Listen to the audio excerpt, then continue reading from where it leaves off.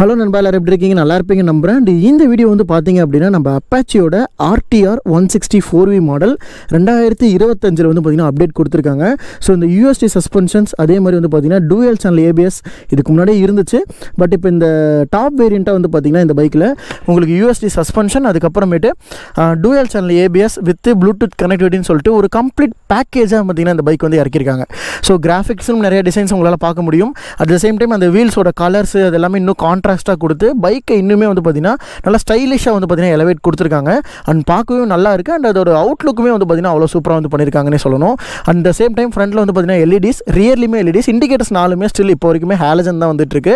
So டிஸ்கை பொறுத்த வரைக்கும் இந்த வண்டியிலோட ரியர் யூனிட் ஃபுல்லாகவே இந்த அப்பாச்சி 204V இருக்கு இல்லையா, அதுலேருந்து அப்படியே எடுத்த ஒரு மாடல் தான். ஸோ டிஸ்கோட சைஸ் ரியர்லியுமே கொஞ்சம் பெருசாக இருக்கும். ஃப்ரண்ட்டில் வந்து பார்த்திங்கன்னா பைப்ரேஸ் டபுள் பிஸ்டன், ரியரில் வந்து சிங்கிள் பிஸ்டன் கொடுத்துருக்காங்க. அட் த சேம் டைம் இதோட இந்த வண்டியில் வந்து பார்த்திங்கன்னா அப்டேட்டுன்னு அவங்க சொல்கிறது இந்த USD சஸ்பென்ஷனோட ட்ராவலுமே கொஞ்சம் நல்லா பெருசாக கொடுத்துருக்காங்க. ஸோ நல்லா ஸ்பாஞ்சாகவே இருக்குது. ஒரு டெலஸ்கோப்பிக்கு ஈக்குவலான ஒரு நல்ல ஸ்ட்ராங்கான சஸ்பென்ஷன் சொல்லலாம்.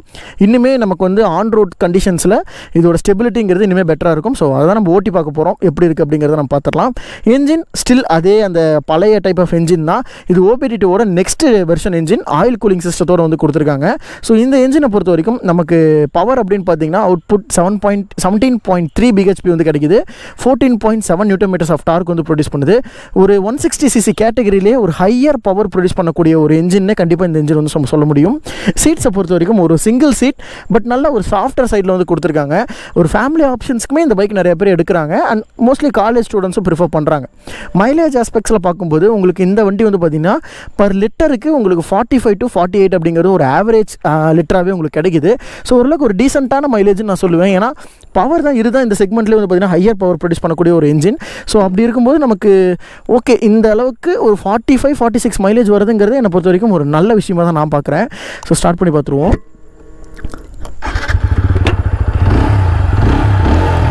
ஒரு நல்ல பீட் இருக்குங்க இந்த வண்டியில். ஸோ சின்ன ஷார்ட் ரைடு தான், குட்டியாக ஒரு சின்ன ஒரு ரைடு மட்டும் குட்டியாக போயிட்டு வண்டி எப்படி இருக்குது அப்படிங்கிறத அந்த ஓட்டி மட்டும் பார்த்துருவோம். ஏன்னா பெரிய லெவலில் நான் ஒன்றும் ஓட்டலை. ஏன்னா அப்பாச்சி நான் ஸ்டில் அந்த என்ஜின்லாம் உங்களுக்கு பழசு அதே தான்.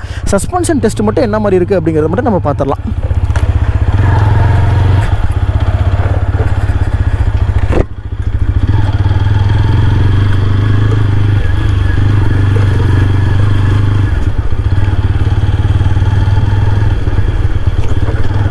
வாவ், முன்னாடி சஸ்பென்ஷன் சூப்பருங்க, நல்லா சப்போர்ட் கொடுக்குது.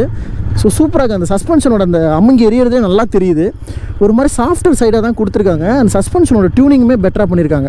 ஸோ இந்த வண்டியில் ஒரு ஒரு ப்ளஸ் பாயிண்ட் அப்படிங்கிறது என்னென்னா, நீங்கள் வந்து கீரை எந்த டைமில் அப் பண்ணணும், எந்த டைமில் கீரை டவுன் பண்ணணும் அப்படிங்கிறது எல்லாமே இந்த பைக்கே உங்களுக்கு வந்து சொல்லும். வித் ஏரோ மார்க்னால உங்களுக்கு இதில் வந்து பார்த்திங்கன்னா மீட்டர்லேயே உங்களுக்கு தெரியும், ஏரோ மார்க் வந்து காட்டிகிட்டு இருக்கும். ஸோ இந்த ஏரோ மார்க்லேயே நீங்கள் வச்சு தெரிஞ்சுக்கலாம் வண்டி வந்து அப் ஷிஃப்ட் பண்ண சொல்லுதா இல்லை டவுன் ஷிஃப்ட் பண்ண சொல்லுதா அப்படின்ட்டு. ஸோ அதுக்கேற்ற மாதிரி நீங்கள் அந்த மெயின்டைன் பண்ணி ஓட்டினாலே உங்களுக்கு மைலேஜ் அப்படிங்கிற விஷயம் வந்து பெட்டராக கிடைக்கும் இந்த வண்டியில். இப்போ எதுக்கு இவன் யாரை துரத்துறாங்கன்னு இவன் இப்படி ஓடிட்டு இருக்கான்னு தெரியல. ஓகே, ஸோ ஒரு யூட்டன் டேர்னிங் போட்டு பார்த்துருவோம். பிரேக் பார்த்தீங்களா, முன்னாடி சஸ்பென்ஷன் நல்ல தரமாக கொடுத்துருக்காங்க. சஸ்பென்ஷன் சைடில் வண்டி வந்து கொஞ்சம் டாலருங்க. ஸோ டாலர் மீன்ஸ் என்னென்னா, என்னோடய ஹைட் இருக்கிறவங்களுக்கு ஓகே, ஒரு 5'9" மேலே எபோவ் 5'10", 5'9" இருந்தீங்கன்னா உங்களுக்கு கரெக்டாக இருக்கும். பட் கொஞ்சம் அது 5'7", 5'8" இருக்கிற மாதிரி ஆளாக இருந்தீங்கன்னா உங்களுக்கு லைட்டாக வந்து பார்த்திங்கன்னா கொஞ்சம் டிப்டோன்னு கூட சொல்ல முடியாது, உங்களுக்கு ஓரளவுக்கு ஒரு மேனேஜபிளாக தான் இருக்குமே வண்டியில். ஸோ ரைடிங்கோட கம்ஃபர்ட் அண்ட் குவாலிட்டி அப்படின்னு பார்க்கும்போது கூட நல்லா ஒரு மாதிரி முன்னாடி குனிஞ்சு உட்காந்து ஓட்டுற மாதிரி ஒன்று ஸ்போர்ட்டியரான பொசிஷன் தான். சீட் கம்ஃபர்ட் நல்லாயிருக்கு. அட் த சேம் டைம் உங்களுக்கு சஸ்பென்ஷனோட அந்த இதுவுமே கொஞ்சம் இந்த தடவை டியூனிங் நல்லா பண்ணியிருக்காங்க. ஸோ சஸ்பென்ஷன் டியூனிங் பெட்டராக இருக்கனால நீங்கள் இனிமேல் அந்த ரைடிங் குவாலிட்டி அப்படிங்கிறது இந்த வண்டியில் நீங்கள் நல்லா ஃபீல் பண்ணி பொறுமையாக நல்லா உட்காந்து ஓட்டலாம். அந்த மாதிரி தான்.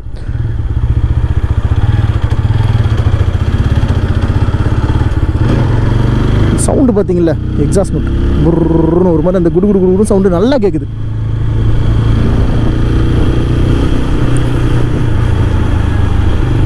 கொஞ்சம் அப்படியே ஒரு ரோட் சைடில் போயிட்டு என்ன மாதிரி இருக்குது அப்படிங்கிறது மட்டும் சும்மா சின்னதாக ஒரு ரவுண்ட்ஸ் மட்டும் போயிட்டு திரும்ப வந்துட வேண்டியதான். சஸ்பென்ஷனோட குவாலிட்டி தான். எனக்கு என்ஜின்லாம் இது ரொம்ப பழக்கப்பட்ட என்ஜின். அப்பாச்சி 164 நான் பல டைம் ஓட்டிகிட்ருக்கேன். ஸோ எனக்கு பொறுத்த வரைக்கும் என்னென்னா இது ஒரு நார்மலான என்ஜின். நீங்கள் வந்து ரொம்ப ஸ்போர்ட்டிவாகவும் இருக்காது, ரொம்பவே இதாகவும் இருக்காது. உங்களுக்கு ஓரளவுக்கு அப்படியே நல்லா கம்ஃபர்டபுளாக டீசெண்டாக ஓட்டக்கூடிய ஒரு என்ஜின்.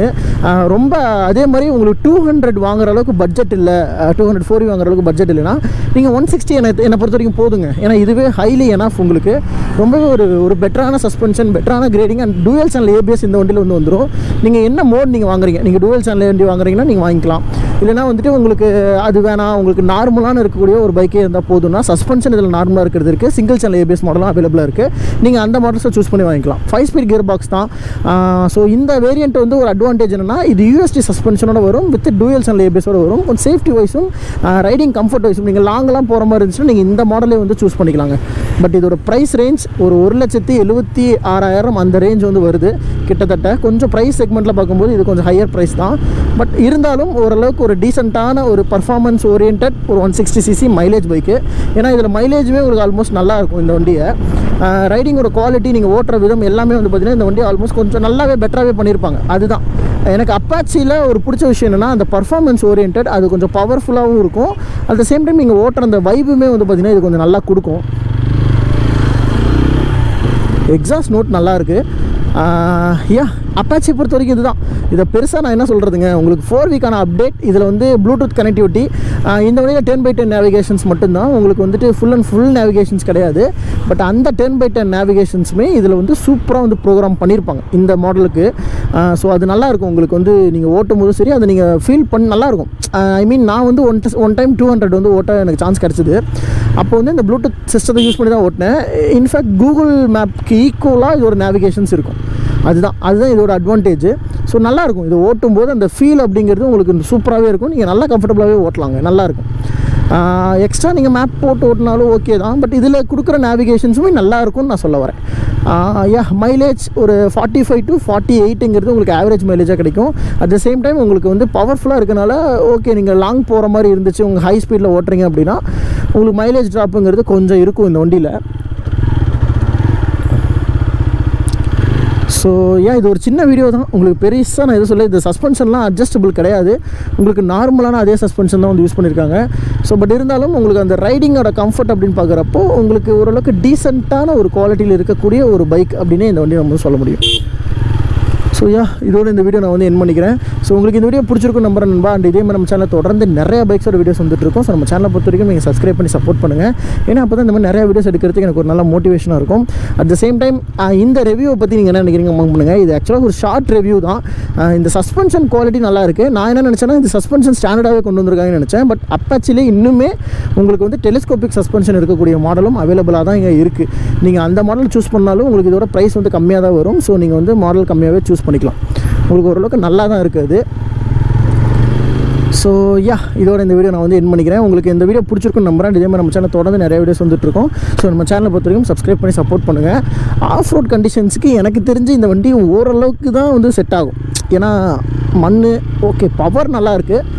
ஆனால் அந்த ட்ராக்ஷன்ஸ் அந்த மாதிரி விஷயங்கள்லாம் இருக்குல்ல, ஸோ அதெல்லாம் கொஞ்சம் பேக்வேர்ட்ஸாக தான் இருக்கும். ஸோ உங்களுக்கு இந்த வீடியோ பிடிச்சிருக்கும் நம்புறேன். அண்ட் இதே மாதிரி நம்ம சேனல் தொடர்ந்து நிறைய வீடியோஸ் பார்த்துட்டு இருக்கீங்கன்னா நம்ம சேனலுக்கு சப்ஸ்கிரைப் பண்ணி சப்போர்ட் பண்ணுங்கள். அண்ட் இதே மாதிரி இன்னொரு சூப்பரான ஒரு அட்டகாசமான பைக்கோட நெக்ஸ்ட் வீடியோவில் நான் வந்து உங்களை மீட் பண்ணுறேன். ஸோ தேங்க்ஸ் ஃபார் வாட்சிங் நண்பா. Take care and bye.